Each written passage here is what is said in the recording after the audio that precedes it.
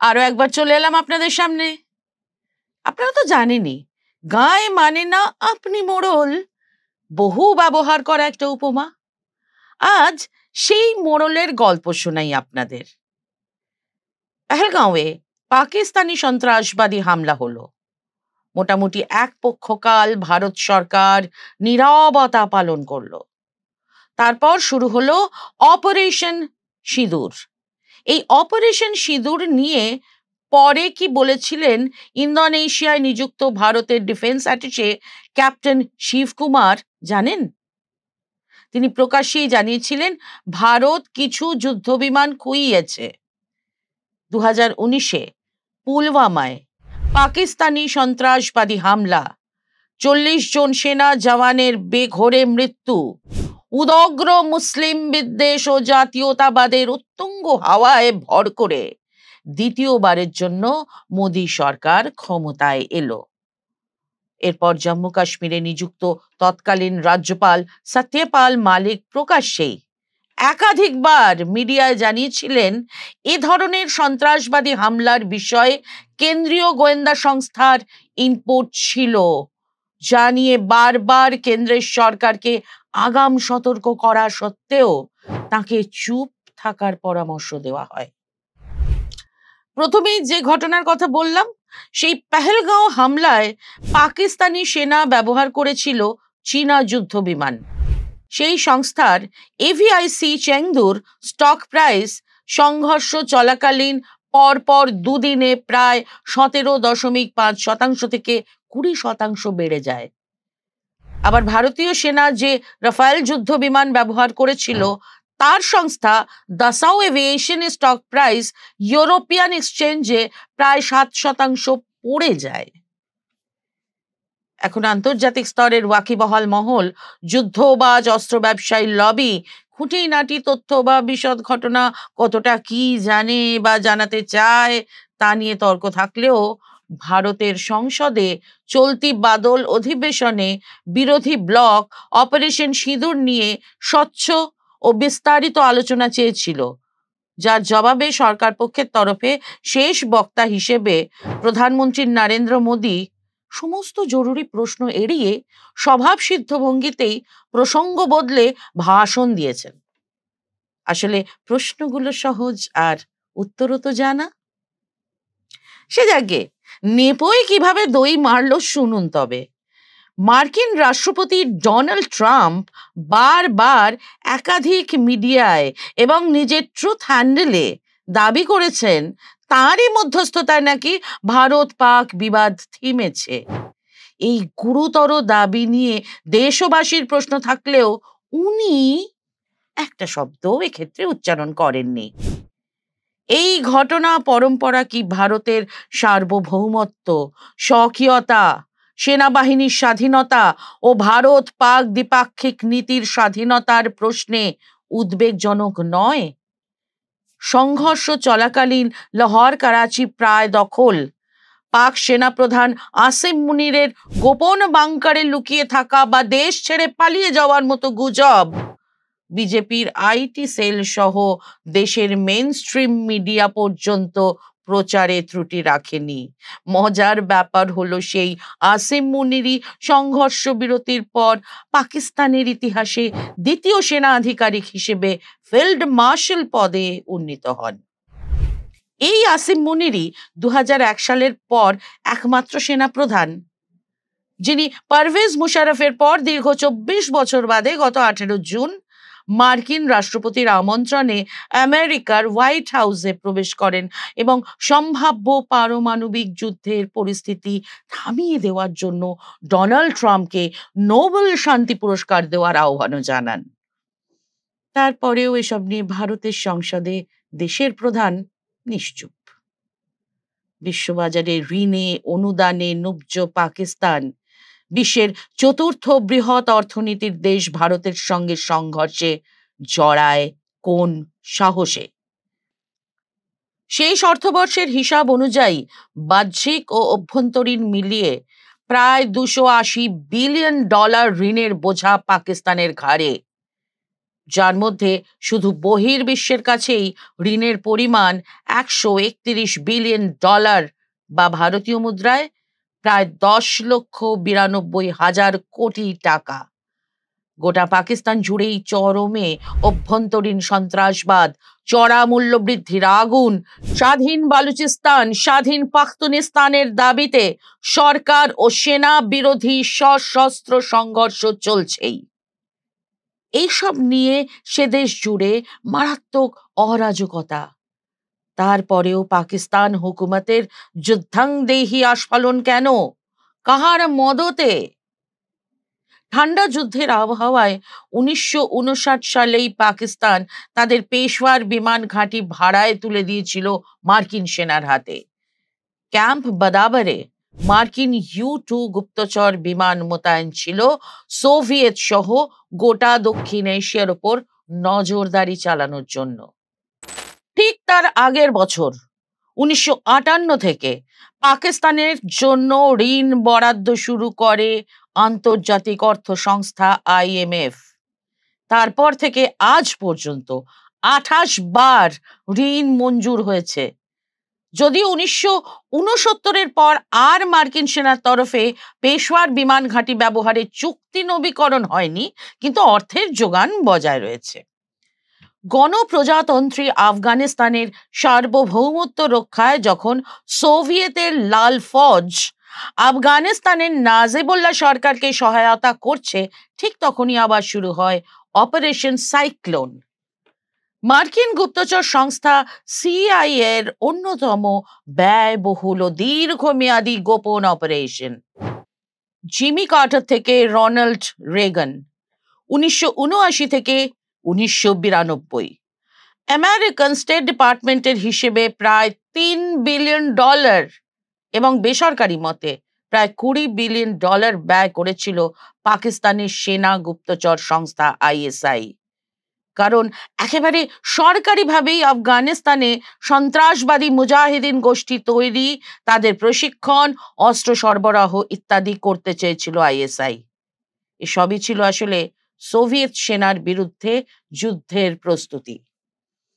1988 সালে পাকিস্তানের পেশওয়ারে Osama bin লাদেনের নেতৃত্বে আল কায়েদার জন্ম এই অপারেশনের দৌলতে। ঠিক তার আগের বছর 1987-তে মূলত ভারতীয় মহাদেশকে টার্গেটে রাখা সন্ত্রাসবাদী গোষ্ঠী লস্কর-ই তৈবার জন্ম এই অপারেশন সাইক্লোনের ফলে। সোভিয়েত পতনের পর 1992-এর জানুয়ারিতে সাইক্লোন থামে।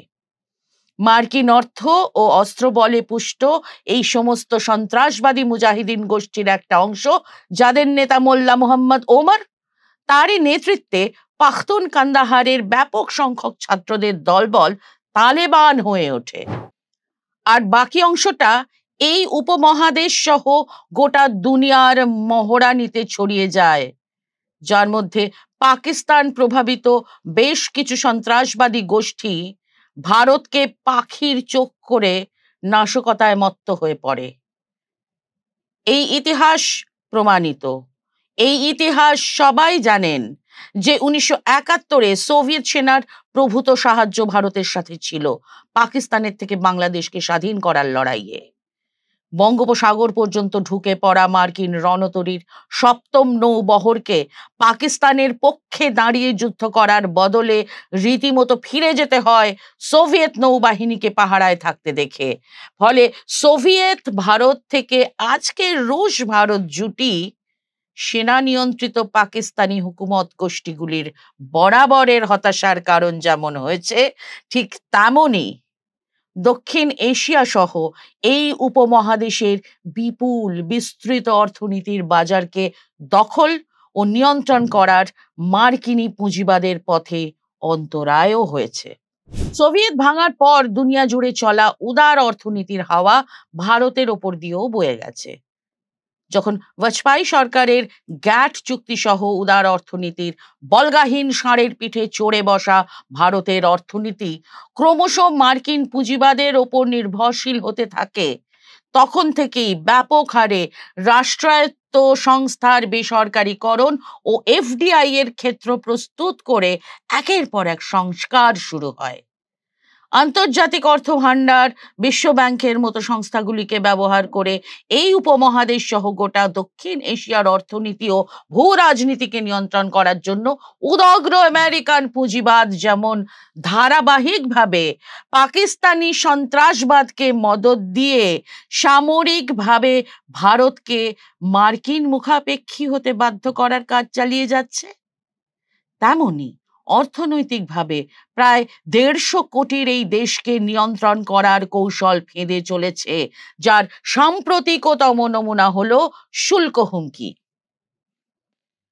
International north south trade corridor বা আইএনএসটিসি মারফত আফগানিস্তান, ইরান, রাশিয়া, বেলারুশ হয়ে সরাসরি ইউরোপের সাথে ব্যবসার জন্য যে 7,200 কিলোমিটার সড়ক, রেল ও জাহাজ পথের প্রস্তাব সুয়েজ ক্যানাল হয়ে ইউরোপ পৌঁছানোর থেকে 20-25 দিন কম সময় এবং প্রায় 30-40% কম খরচে হয়ে যাওয়ার চুক্তি হয়েছিল, সেখানেও আমেরিকার তীব্র আপত্তি।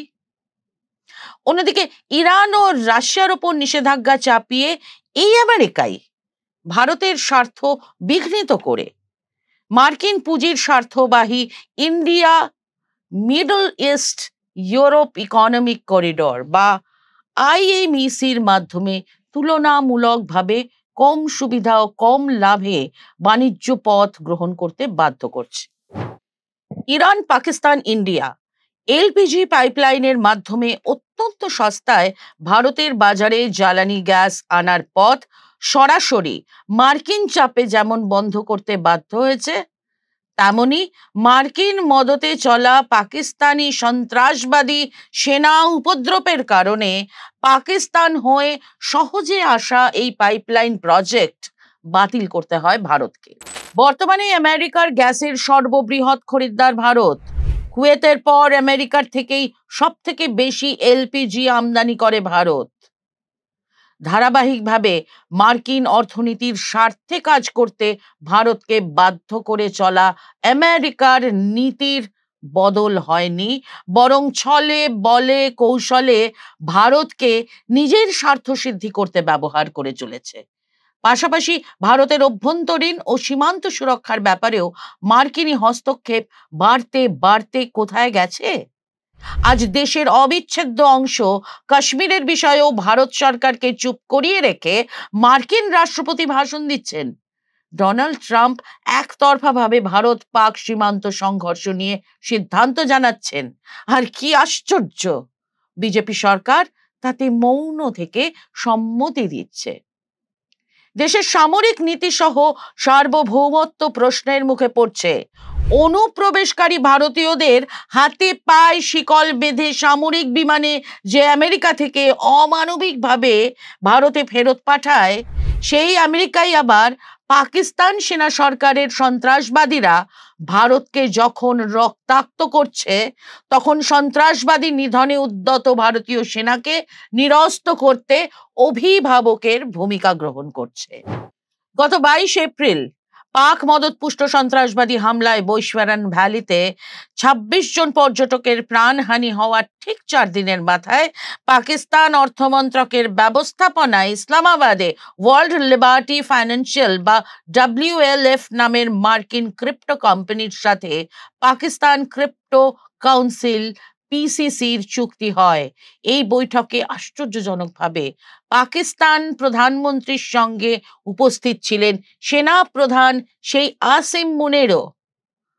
পিসিসির ঘোষণা এবং পাকিস্তানকে দক্ষিণ এশিয়ার ক্রিপ্টো রাজধানী করার কাজে বেছে নিয়ে অর্থ পরিকাঠামোর ব্যবস্থা করতে চলেছে যে মার্কিন সংস্থা, সেই কোম্পানির 60% শেয়ারের মালিকানা আমেরিকান রাষ্ট্রপতি ডোনাল্ড ট্রাম্পের 2 ছেলে এরিক ও ডোনাল্ড ট্রাম্প জুনিয়রের হাতে। কিছু বুঝলেন? এই চুক্তির 10 দিনের মাথায় মে মাসের 7 তারিখে যখন ভারতীয় সেনা পাকিস্তানি সন্ত্রাসবাদী ঘাঁটিগুলি নিশ্চিহ্ন করার জন্য ড্রোন হামলা চালাচ্ছে, ভারতের সেনা জওয়ান শহীদ হচ্ছেন, তখনই ব্যবসা বন্ধ করার হুমকি দেন মার্কিন রাষ্ট্রপতি। এরপর ভারতীয় সেনাকে থেমে যেতে হয়। মার্কিন রাষ্ট্রপতি ট্রাম্পের নির্দেশে ভারত সরকার তার সেনা অভিযান নিয়ন্ত্রণ করবে। কেন? ওই যে প্রশ্নটা সহজ, উত্তরও জানা। যে পাকিস্তান তার সেনা তার জমি ব্যবহার করতে দেয় ভারতকে রক্তাক্ত করতে, সেই পাকিস্তানের সন্ত্রাসবাদী ঘাঁটিগুলো ধ্বংস করার কাজে ভারতকে মার্কিন রাষ্ট্রপতির অঙ্গুলি হেলনে থমকে যেতে হবে কেন?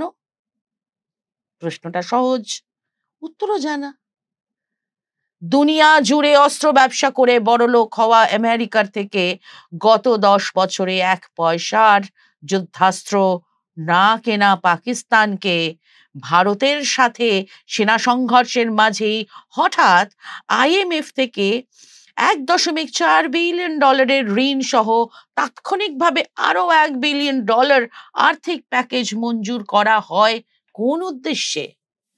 গত 10 বছরে ভারত তার চিরকালীন বিশ্বস্ত বন্ধু রাশিয়া থেকে অস্ত্র আমদানি কমিয়ে ধাপে ধাপে ফ্রান্স, ইসরায়েল ও আমেরিকার থেকে মোট আমদানির 55% কিনেছে। IMF এর খাতায় সর্বোচ্চ প্রায় 17% ভোট শেয়ারের অধিকারী আমেরিকা। তার তাবেদার এই সংস্থার মাধ্যমে গত অর্ধ শতকের বেশি সময় ধরে পাকিস্তানকে সন্ত্রাসবাদী কার্যকলাপের জন্য ঘুর পথে অর্থের যোগান দিয়ে যাচ্ছে। ভারতের সার্বভৌমত্ব বিঘ্নিত করছে, আবার অন্যদিকে ভারতকে বাধ্য করছে সব ক্ষেত্রে মার্কিন নির্ভরশীলতা বাড়াতে। যে আমেরিকার অর্থ অস্ত্র বলে ঐতিহাসিকভাবে পাকিস্তানের হাত ধরে এই উপমহাদেশে সন্ত্রাসবাদী গোষ্ঠী সন্ত্রাসবাদের জন্ম হলো, সেই আমেরিকাই আবারও নতুন করে অর্থের যোগান বাড়িয়ে ভবিষ্যতের জন্য সন্ত্রাসবাদকে জিইয়ে রাখছে। আর বর্তমান বিজেপি সরকার ভারতের চিরাচরিত সমস্ত বন্ধু দেশের সঙ্গে সম্পর্ক শিথিল করে দেশের স্বকীয় অবস্থান পাল্টে সেই মার্কিন পুঁজিবাদের দালালির পথ আরো প্রশস্ত করে চলেছে।